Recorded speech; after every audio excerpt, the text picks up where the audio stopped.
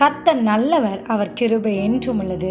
இந்த நாளுக்காக எடுத்துக்கொள்ளப்பட்ட கர்த்தருடைய வார்த்தை, நீங்கள் சோதனைக்குட்படாதபடிக்கு விழித்திருந்து ஜெபம் பண்ணுங்கள். மத்தேயு 26வது அதிகாரம் 41வது வசனம்.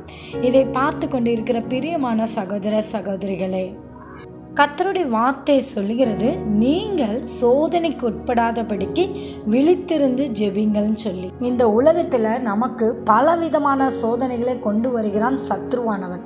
அந்த சோதனையிலிருந்து நாம் தப்பிவிக்கப்பட வேண்டுமானால் நாம் ஒன்று செய்ய வேண்டும் என்று இயேசு கிறிஸ்து சொல்லுகிறார்.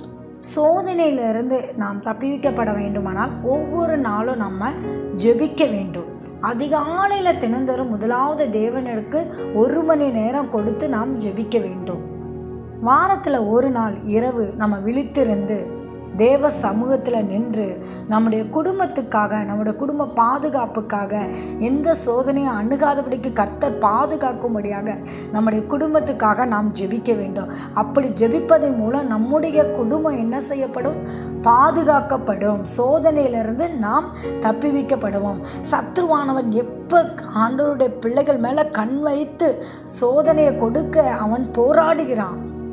அந்த சோதனைக்கெல்லாம் நம்ம தப்பிவிக்கப்பட வேண்டுமானால் நாம் வாரத்தில் ஒரு நாள் நம்முடைய குடும்பங்களுக்காக ஸ்பெண்ட் பண்ணி விழித்திருந்து நாம் ஜெபிக்க வேண்டும். அப்படி நாம் ஜெபிக்கும் போது கர்த்தர் நம்மளுடைய குடும்பங்களை எல்லா தீமைகளுக்கும் விலக்கி பாதுகாப்பார்.